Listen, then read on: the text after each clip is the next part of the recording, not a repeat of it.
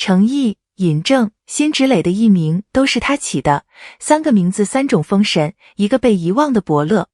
有些话你听过一次就忘不掉。我跟你讲，2025年9月，辛芷蕾在威尼斯捧起影后奖杯那一晚，全网都在刷她的获奖感言，刷日挂中天，刷中国女演员站上世界舞台，热搜挂了一整天。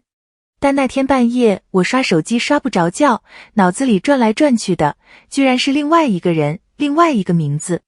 这个人叫梁婷，可能你根本没听过这个名字，但他跟辛芷蕾、跟程毅、跟尹正都有一段挺深的渊源。说到底，这期我不想聊获奖本身，辛芷蕾这个影后是她自己10几年熬出来的，这点我后面会专门说，谁都抢不走。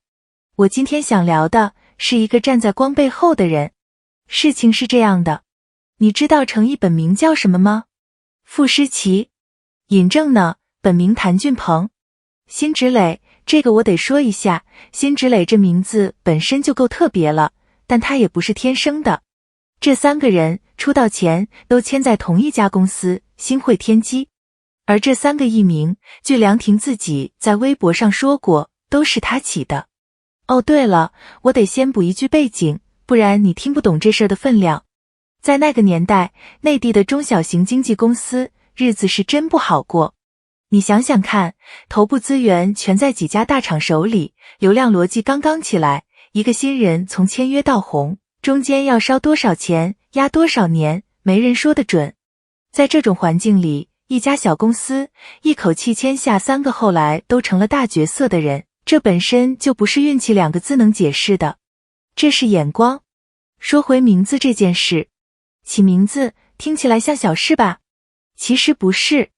一个艺人的艺名，某种程度上是别人对你的第一印象，是你这个人要被市场记住的那个符号。程毅2个字，沉稳有正气，你看他后来走的就是古装正剧那条路，琉璃里的雨丝凤，沉香如屑，那种角色他 hold 得住，名字和气质是咬合的。尹正呢，简洁，有点书卷气又有点痞，你再想想他演的那些角色，从夏洛特烦恼里那个一剪梅袁华，到鬓边不是海棠红里的商细蕊，戏路其实拉得很开，这种转型不是谁都能 carry 的。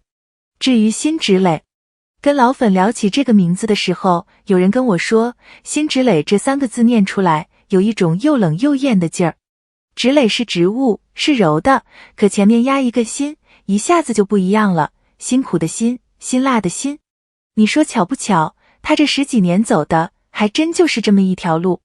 这就是我想说的第一件事，梁婷这个人起名字的眼光准。3个名字，后来3个人都成了，这不是巧合。那么问题来了，一个能把3颗星送上天的人，自己后来怎么样了？怎么说呢？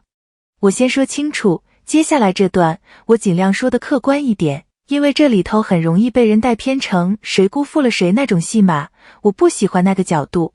公开报道里是这么讲的，程毅、尹正、辛芷蕾这3位在陆续走红之后，也都先后离开了新汇天机。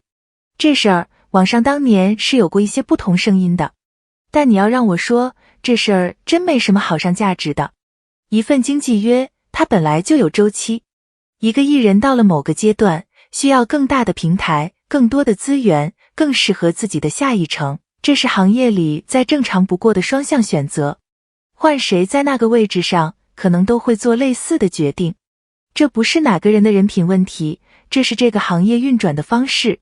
真正让我读到的时候愣了好几秒的是另一个细节，是关于梁婷自己的。报道里提到，公司后来经营遇到了很大的困难，而梁婷本人一度被列进了失信被执行人名单，就是民间俗称的那个词老赖。但你先别急着下判断，你把这个放回那几年的大环境里看，中小经纪公司本来就是踩在资本的钢丝上跳舞的，前期投入巨大，回报周期长的吓人，只要资金链上有一个环节出问题，可能是一笔投资没到位，可能是一个项目黄了，可能就是整个行业的资本退潮，一家小公司说倒，真的就倒了。这种事在那几年的影视寒冬里不是个例。所以与其说这是一个人的失败，不如说这是一个看对了人却没能扛过行业周期的人。他的眼光从来没错过，错的是时机。这部分我得保留一点，具体的经营细节我没拿到第一手资料，只能凭公开报道讲个大概。如果有更准确的信息，评论区一定告诉我。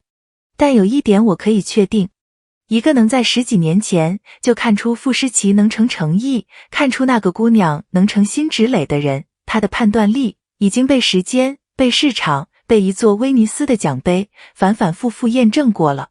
所以我半夜睡不着，想的是什么呢？我突然意识到，这个行业里有一种人是专门负责成全的。我有点扯远了，但这个点我必须说，拉回来哈。你看台前的人光芒万丈，我们记得住他们的脸，他们的名字，他们的奖。可名字是谁起的？第一个相信他们能红的人是谁？把第一笔钱、第一个机会压在一个还没人认识的新人身上的人是谁？这些人大部分时候是没有名字的，或者说他们的名字最后都变成了别人的名字。程毅、尹正、辛芷蕾，这3个名字现在多响啊！可这3个名字最早是从同一个人的笔下，从同一份相信里出来的。我不是要谁感恩谁，真的不是。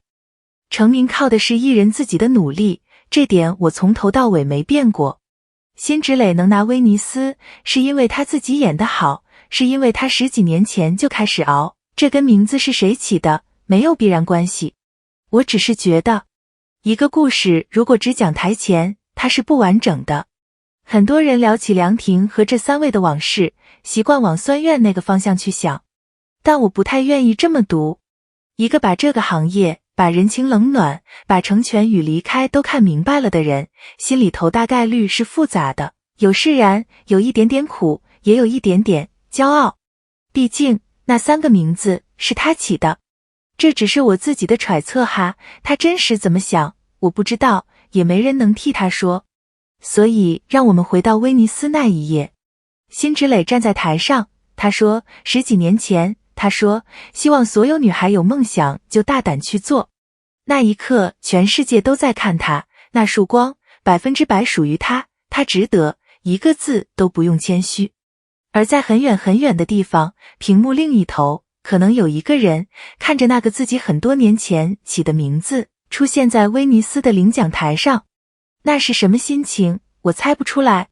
说实话，这几天我一直在想这事儿，想不太清楚。但我知道，这个行业里有人负责发光，有人负责点亮。点亮的人常常自己留在了暗处。我自己瞎琢磨出来一句话，不一定对啊，你成全过的人，有时候会替你走到你自己走不到的地方。辛芷蕾走到了威尼斯。今天这期就到这儿。如果你也记得这些站在光背后的人，评论区跟我说一个名字吧。